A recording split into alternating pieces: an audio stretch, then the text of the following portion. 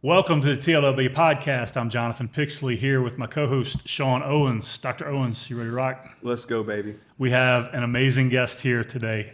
We are privileged to have Miss Brittany Pino with us. Brittany, thank you for being with us. Thank you for having me. Thank you for having me. Brittany is a bigwig in the real estate industry here in Baton Rouge. Started a real estate career at 20 years old, which we'll get into.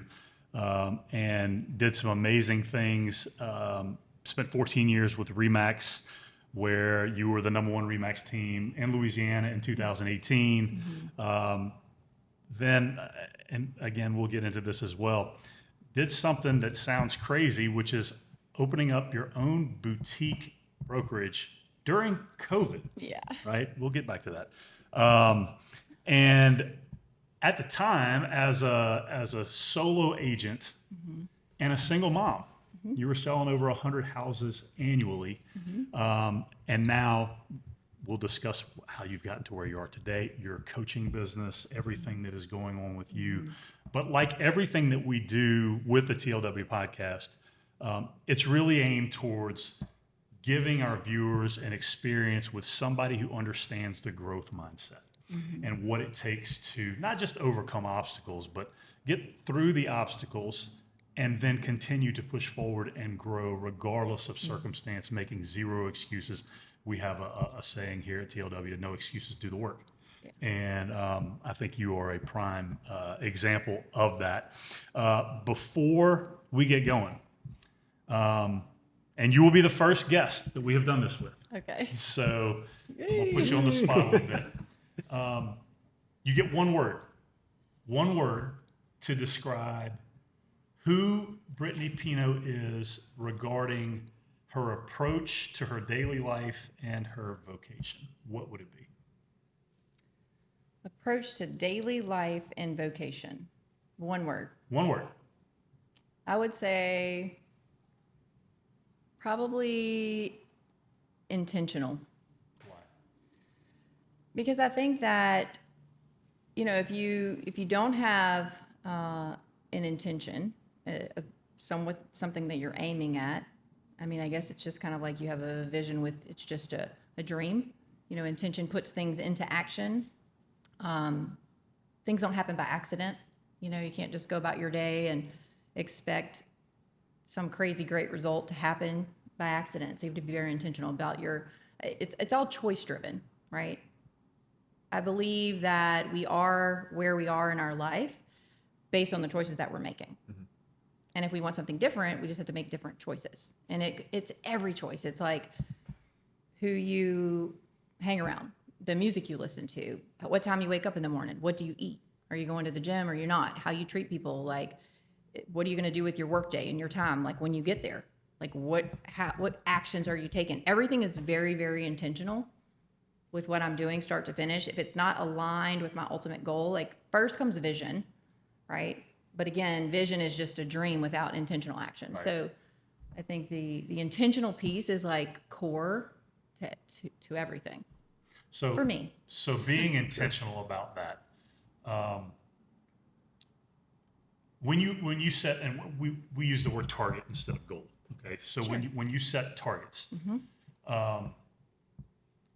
how intentional are you each day with setting up your day to aim at those targets? Or the reason I ask is, are the targets typically things that are further down the road and you put them out there and then just really go about figuring out, let me get to the next step. So I'm going to be intentional about that. Yeah. So I think that you should have multiple targets. Especially within my organization, kind of what we talk about is if you just set like, okay, by the end of the year, I want to do X, or in 5 years, I want to do X. I mean, if you don't have short-term micro commitments, like deadlines that are like pulled back weekly, you have to reverse engineer and break down, okay, if I'm going to get to this, right, in a year from now, what do I need to be doing in this quarter? What do I need to be doing this month? What do I need to be doing this week? And then what is my daily activity? Okay. So yes, I have a target, maybe it's set out, but then there's multiple targets in front of that to keep you on pace, right? Otherwise, it's really, I love the example people use, like where you can see how, and I think you guys can probably relate to this, like you can take any sporting event, a game, like a basketball game. And I think there's one, I know that's been referenced before, but like, it's the craziest thing, like the last minutes of the game. And we can talk about our Tigers, right? They're notorious for this. It's like the end of the freaking game. We got to go for two, how we beat Alabama, you know? So it's like why did we play like that the whole freaking time? Why did I play? And if you did, like there's a basketball game, and I wish I knew, I wasn't planning on talking about this today, but, if they would have played like that the whole game, it would have been like some crazy thousands of points that they would have received based on just what they did in that minute, right? And so I believe in the micro commitments and the very short deadlines, because if you do it just like, in 12 months, Right. you're going to think, Oh, I have all the you time push in it the off. world, Yeah. and today is not really going to be different. It's not going to really change your intentional action because you have a goal too far out. That's a good thing to have, right? An ultimate vision. But then you have to break it down to like these short term, I call them micro commitments, you know, they're short term. Yep. For a second, if you don't mind, Brittany, I'd like to kind of, backtrack 5 or 6 years to when you were 20 years old. Yes, a couple years ago. Yeah, just a couple years ago. All right, so you enter real estate market as an agent, 20 years old? Baby, yeah. Baby. Yeah. Talk to us about what that experience was like and any significant obstacles that you had to overcome. You know, well, I was young, and so in real estate, you know, I think it was hard to get started because it's hard to build trust, like people to use you. You're 20 years old. What do you know about real estate, right? And so, but I was determined. I mean, I think it's a lot of mindset. Yeah. You know, people would say, well, you know how many people get the real estate license and like don't make it? I'm like, do you know how many do? And do you know, like, if that person can do it, like, do you know what I'm capable of? It's kind of like one of those things, like, tell me I can't do something and I'll just, that's all I need just to prove you wrong. But I got a job, actually. I started off kind of independent sales and had a couple of sales, but then quickly 6 months in real estate, I was offered an on-site sales position selling in a golf course community. And I was making salary, like plus bonus. And so it was really secure in terms of like income, but then I was able to really learn, you know, what I needed to know to be able to get out there and be successful. So I did that for a couple of years. I always like to refer to as like real estate boot camp, you know, because it was like 10 years of experience in the real world, like all crammed into that first 2 years.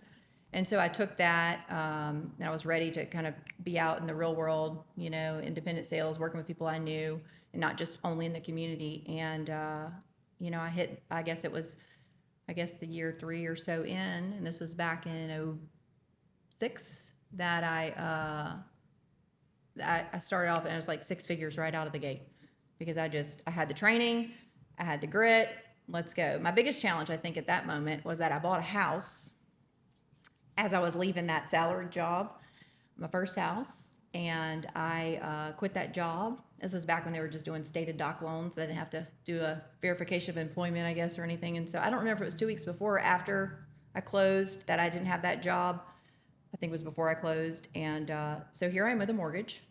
I'm young, and now I have no job, but I'm a real estate agent. You know, get out there and make it happen. And I remember showing the house to my dad, and I was like, what do you think? It was a cute little house, 1,500 square feet, has a pool. It's like 3 years old. I thought it was great. And he had seen it. They didn't see it until after I closed. And so he sees it after I closed, and he's in his car. He had seen it. He's backing out, and I'm he rolled down this window. I was like, what do you think about my house, Dad? He's like, what do I think? I don't think you can afford it. And he backs out and like leaves. Oh. I was like, tell me I can't. Thanks, Pops. Tell me I can't. But it wasn't like for him being rude. Like, he's just like such a realist, you know? And so that's just the kind of fuel that I need. And so I went out, hit the ground, running, never checked up. I mean, it was just boots on the ground, strap my boots on and go every day. So you more or less were able to use your youth to an advantage, it sounds like, at that time. Maybe, I think that there's a season in life, when you're up and coming, where you just have that, I think that's called fluid intelligence. I forget the author's name, Arthur Brooks. Arthur Brooks, he's amazing. If you don't have his books, anyways, like Season to Season or some Strength to Strength is the book.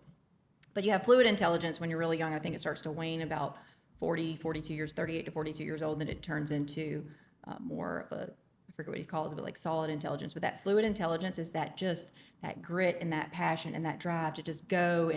And so I think when you're young is to create that plan early and chase it. You can make your mistakes then, you can fail and get back up, and you just have a lot more wherewithal, I think, in that earlier season of life. Yeah. And so certainly, I still have, that, but certainly in those early years, ignorance is bliss, and you're just going, you're trying to win, excited about life. And I was a risk taker. I think you have to take risks, not stay in your comfort zone. And anytime I've done that and just trust, like, okay, I know I need to do this, you step to the edge right there and then decide. You have to decide. Like, I think that's the difference between like average and elite. That person, most people will get to the edge, and a lot of people looking like, I'm not doing that. I'm comfortable here. That's scary. And then the fear creeps in, and like they just don't do the thing. And the other person gets there and they're at the same level playing field, and then that person does jump. And all those fears that they had, even though they had them, doesn't mean they did it without fear. They did it with fear, but they did it with fear. They just pushed through. And a lot of times those fears are not even reality. It's funny you say that. One of our previous guests on the podcast, we asked him a very similar question, and his answer was eerily similar to that. He said that when he was facing those fears and anxieties, for him, it was placated. He made it feel better by just taking the jump. Taking the jump. It was the sitting around is where the fear and anxiety stayed. But if you actually just go all in on whatever it is that next thing is, it actually made it feel a little bit more comfortable. And it's calculated risk. I'm not saying go out and just do stupid stuff. Just say, well, they said I'm scared of this, so I'll just do it. Like, thinking through. But if you know in your heart, like I feel like do the research. It's like, man, I just feel like this is good, but I'm just scared to do it. Yeah. Like if you know that you're kind of resolved that that's probably the best choice, but you're just scared to do it, then I'd say do it scared. Just do it scared. Let's backtrack a little bit. So, okay, you get in at 20, but you obviously have this grit about you, right? That has allowed you to get where you've gotten today. But you had it then. What do you attribute that to? Where did that come from? I mean, I think some of it is innate, but a lot of it is environment based. So what do you attribute it to?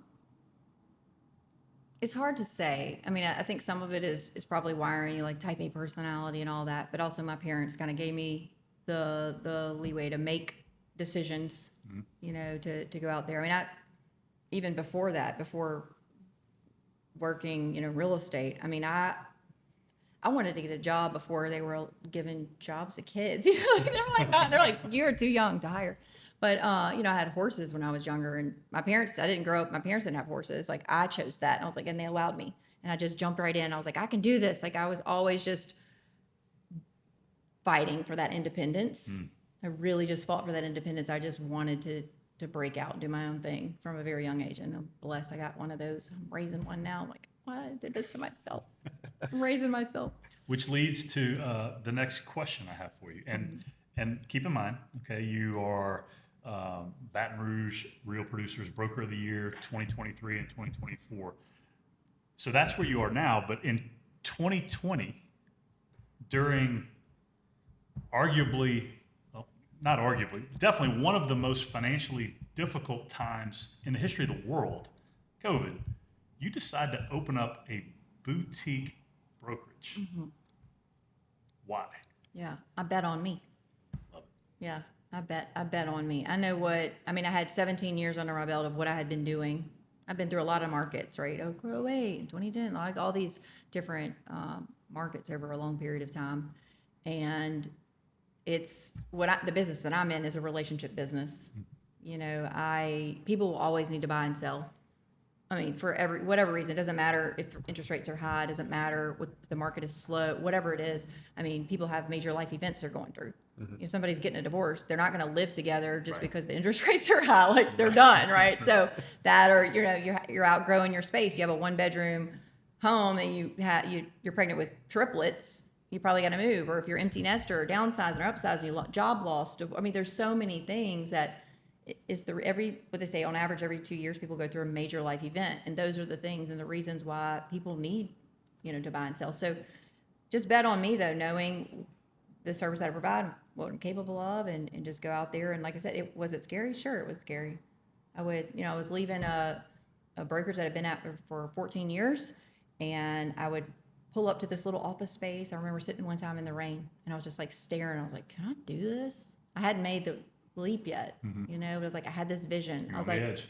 I'm on the edge, and I'm like watching. I'm just like, the wipers are going, and I'm like just looking. It's like this new little office space that could be mine, and it was scary, but also so exhilarating. Yeah. So if you ever have that fear, it's almost like, and if you're a roller coaster person, you go to the Universal Studios and you're standing in line, you're about to get on, you're like, I'm scared, but like it's a good scare, you know.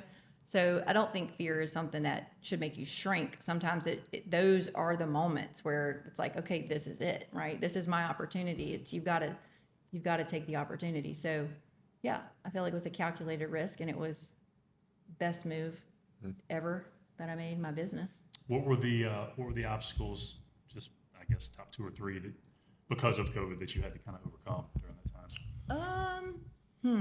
In the real estate industry, obviously. I mean, I think they were similar for most industries, but still. Yeah, I mean, honestly, I don't know if I just have like amnesia or like it's just, I just kind of let it flow. I don't try to hold on to any of that. I don't really think it was super, super difficult. I was homeschooling children Okay.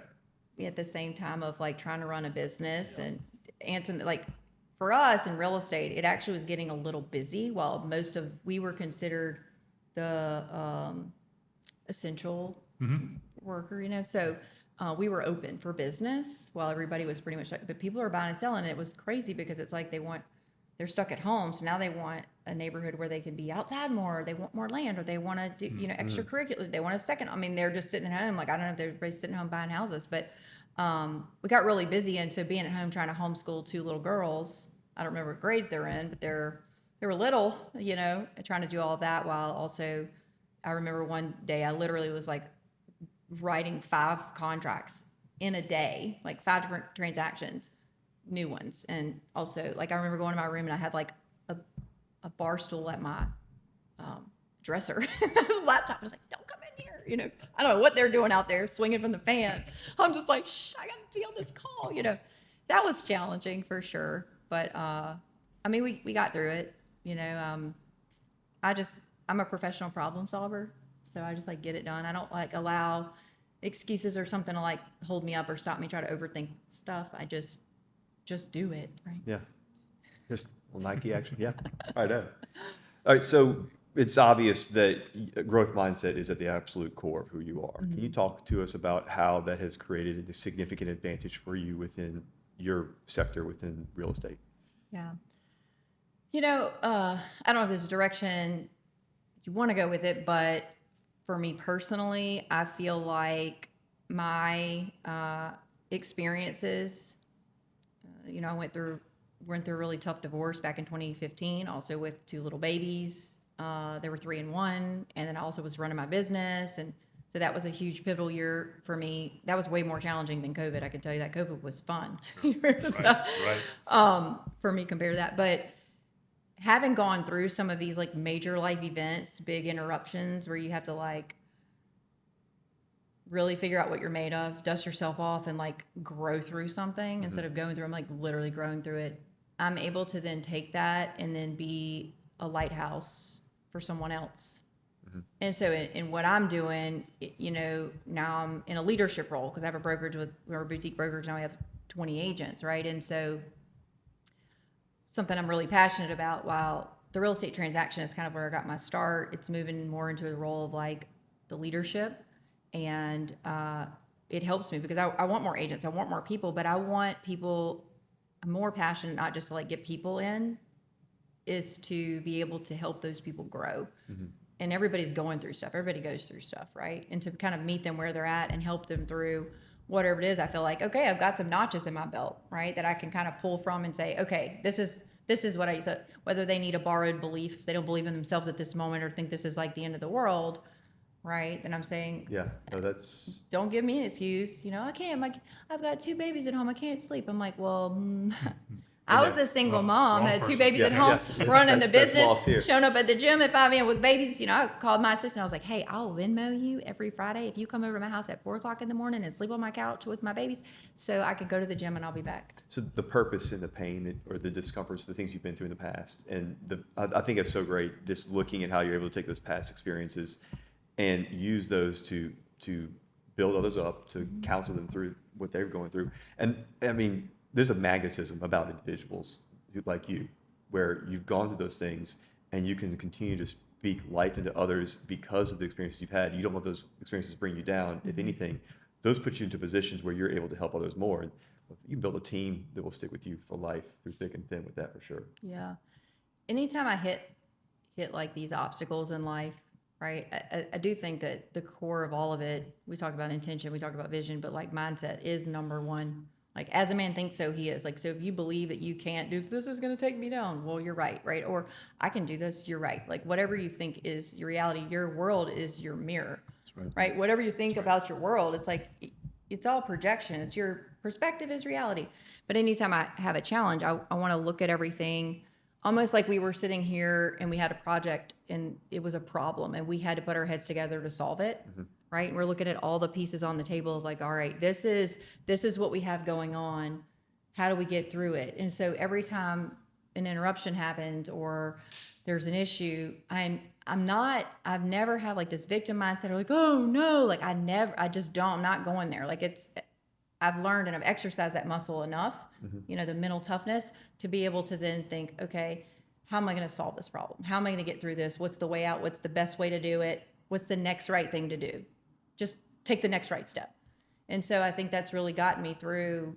It doesn't matter if it's like a snag in a real estate transaction or if it's a big issue, in leadership with a person, anything. It can be anything in life or personally, if you've got stuff going on, it's quickly trying to going to solution instead of sitting in a problem. I think a lot of people like to sit in their problems. Well, it makes them feel, I don't know what that is, but I'm not one to just like we observe the problem, but then we immediately shift thinking to solution. Yeah. Love that. And the idea is to always move forward, For sure. right? Regardless. And so I think that's the best part. You mentioned this earlier. Somebody comes to you with an excuse, wrong one, like wrong person, because been through a lot of that already. But I don't think people are honest with people often enough in that world where they'll hear them. Oh yeah, you're right. You're this. No. Let's go. Right. How much of that do you deal with your agents? With everybody. Yeah. Agents, clients, kids. Human beings. Yeah. I mean, really, if you have a relationship with somebody, you're going to end up dealing with that at some point. And I think, even with my experiences, I don't want to be too quick to just tell. I prefer the method of ask, don't tell. So because if you just tell somebody something, I think it has a lot less impact than if they are able to self-discover it, Right. understand and process it. So like if they come to me with a problem and they want an answer, a lot of times instead of telling or giving an answer, I'll ask a question. Right? So that you can really move people that way and help them learn to think and problem solve and be solution based versus sitting in it.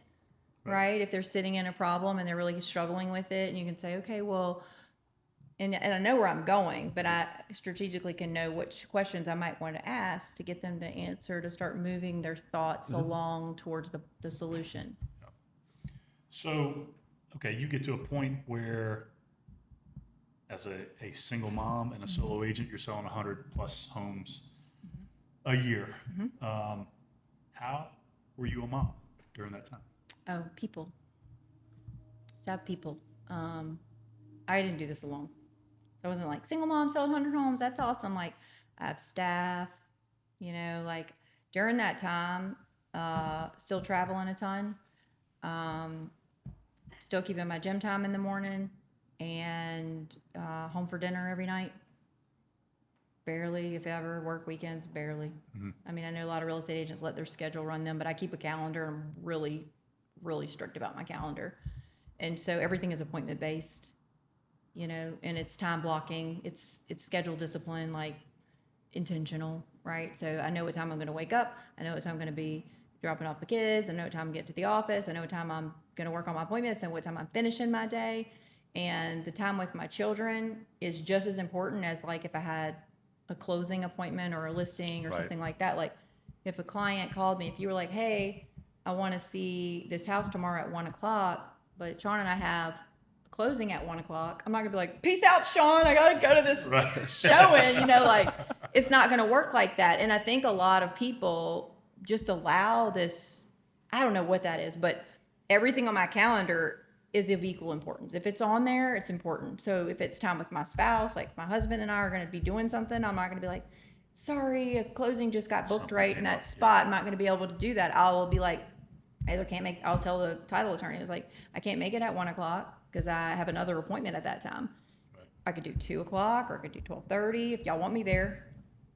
That's how I do it, So I think it's really important, to protect your time, and whatever is important to you, you make time. You don't not have time. You make time if it's important. And I think people use kids as their excuse oftentimes, right? Kids are resilient, right? And kids are environment based.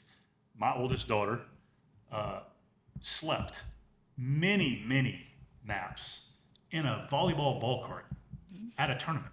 Okay. Now, to those of you out there who are judging and you're saying that is child abuse and you're going to call child services, it already happened and she's fine. So it worked out pretty well. Man. Yeah. But it's doing great. But my point is, like, you have to rely on others, right? You have to rely on people. You have to rely on your environment. I think that's really good for people to hear because, not only from a calendar standpoint, but I think it's invaluable that, you didn't just say, oh, well, I need to make sure that I'm spending X number of hours a day, which leads me to this question. Okay. People talk about work-life balance. Yeah. Is there such a thing?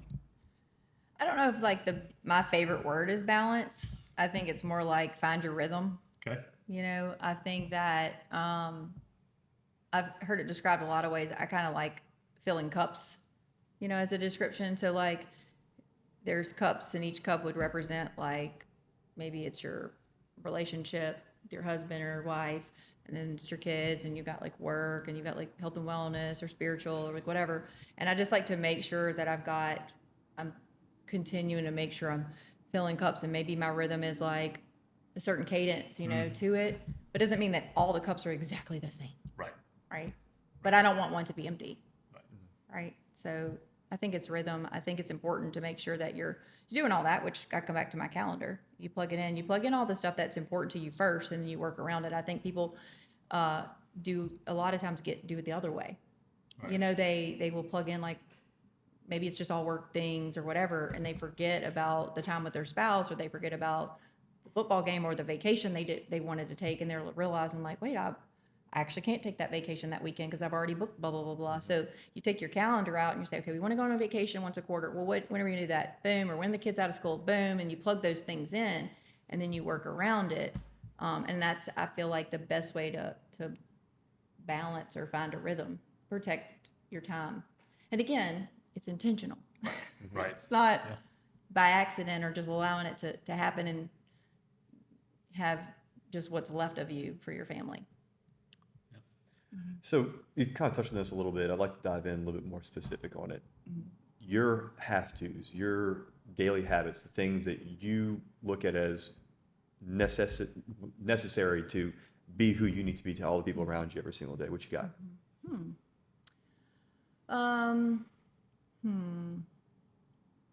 I think every day is just a little bit different, but if I'm saying like the cups, yeah. I mean, I've got obviously. So working out, I know it sounds like it's incredibly important to you. Gym is important. Yeah. Kids are important.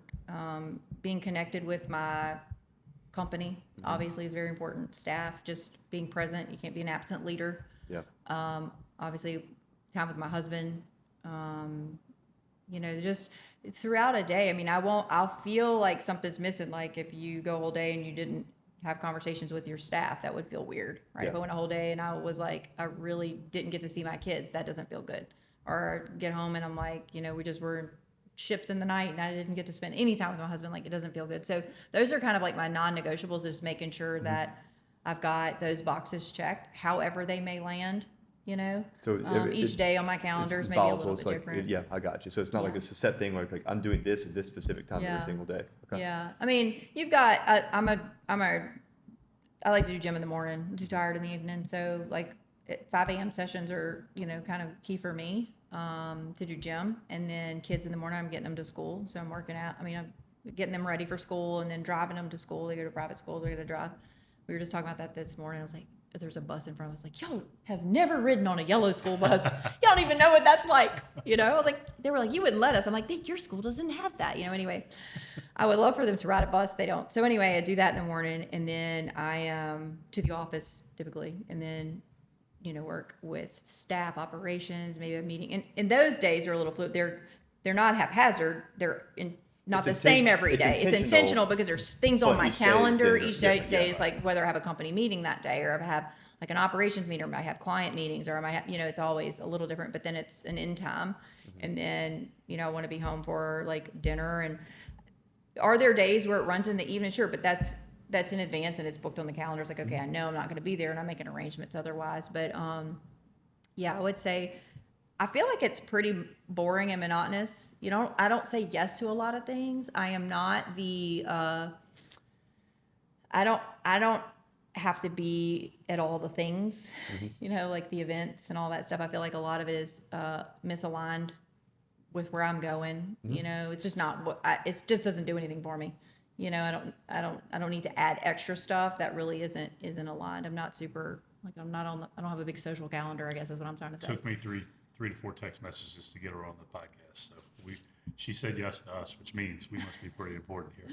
Hope we're not letting you down, Brittany. Well, you know, like, I can just say this. It's totally kind of off topic, but like, in 2018, I was making some big business decisions, and I was hiring a personal trainer too. I was like, I gotta hire a trainer. I gotta get this right. I was going to the gym, but it was like, I just want a trainer, and I was like, you know, this wine every night, like, it's making me tired the next day, and it's just like, it's not a problem.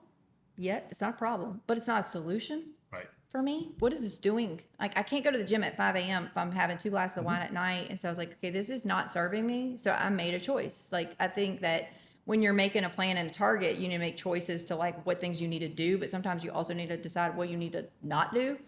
And drinking, I just decided like, why am I doing this? Like, I don't feel good. Like, this isn't doing anything for me. Was it adding value? None. Absolutely worthless. And so if anything, it was deducting. I'm like, I don't want to have bloodshot eyes the next day. I don't want to be puffy. I don't want to be tired. Like, is it good for my body? I'm like gonna be over here working out and trying to be healthy, and then I feel like it's a poisonous toxin to put into my body. And so I quit. I have not had a sip of alcohol since 2018. And so I don't know. I'm just not into like all the social activities and all this. It's really easy for me to stay very honed in on the things that are important to me and keep those core.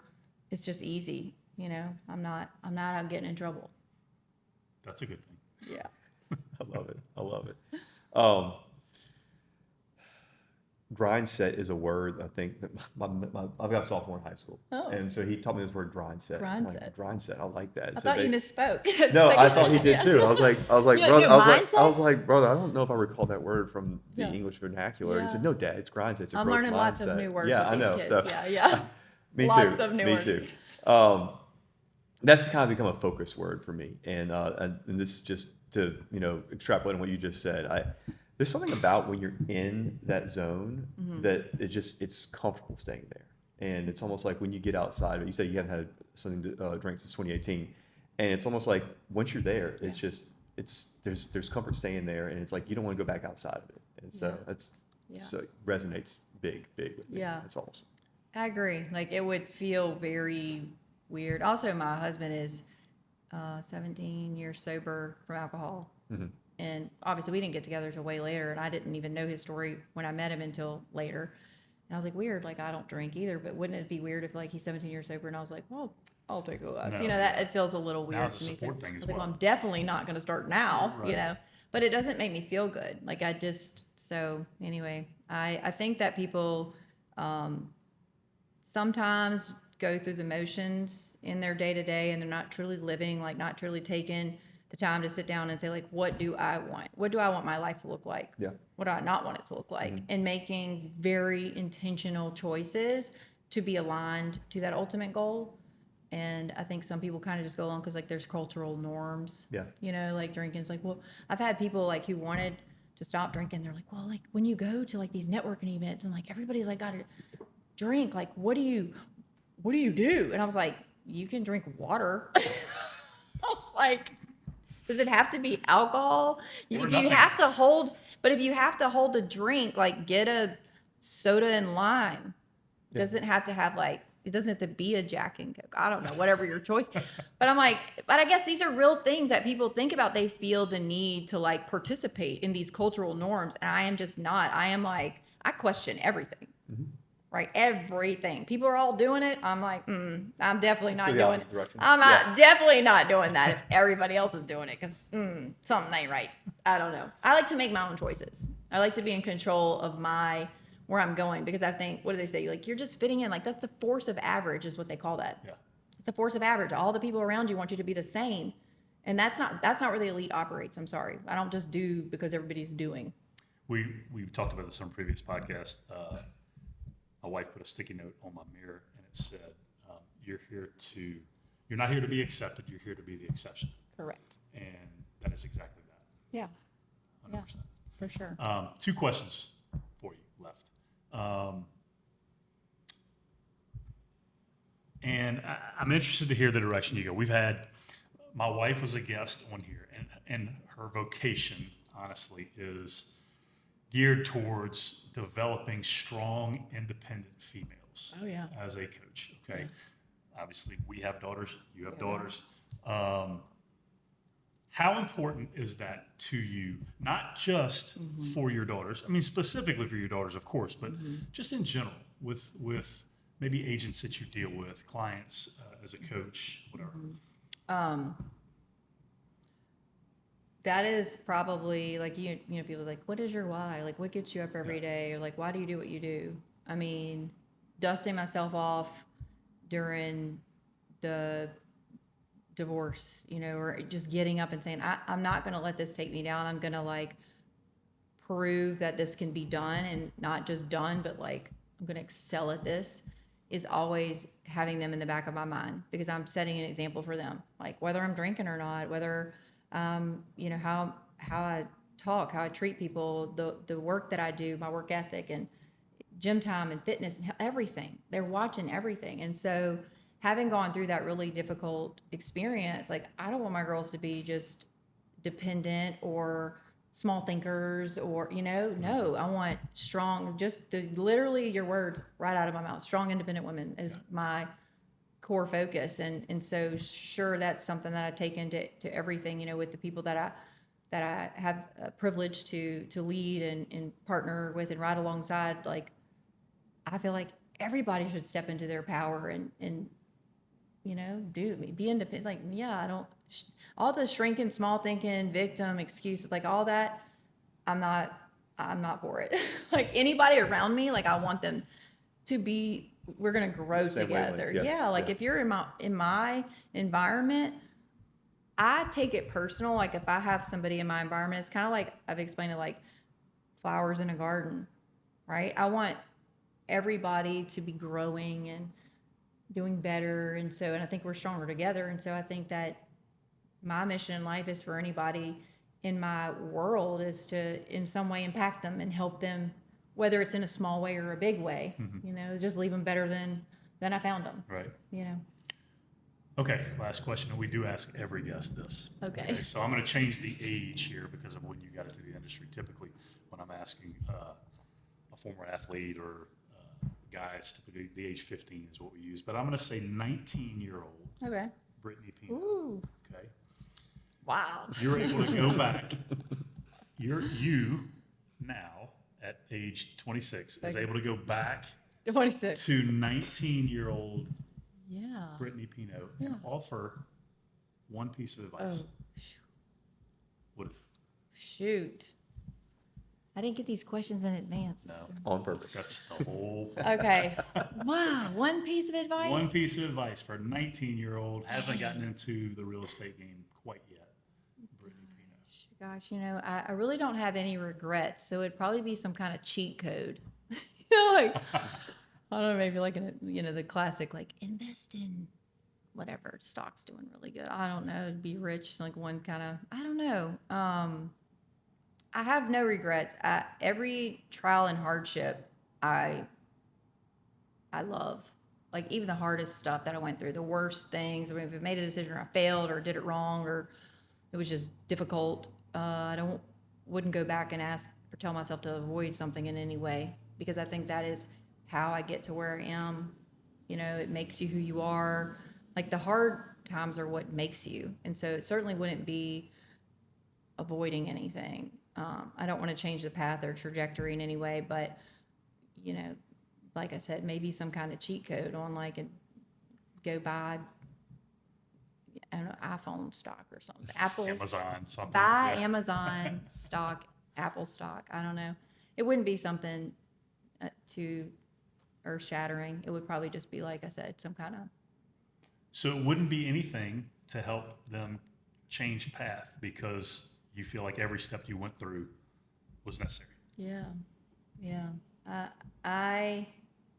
The good and the bad, like, I love my life, where I've, where I've come, all the notches in my belt, the experience, those are experiences, and I wouldn't give those up because that creates the wisdom that I have. So it's like, if I don't have that, what are you living in a naive little bubble? Like, no, go through the hard stuff, crawl on glass and break to pieces and build yourself back together. Yeah, do it. Sorry, got to do it. I think everybody, the hard times are what builds you. I mean, it'll make or break you, they say, right? But I think with the right mindset, it's really what you never really want to ask somebody like, well, how did you do it? It's just like, what did you overcome?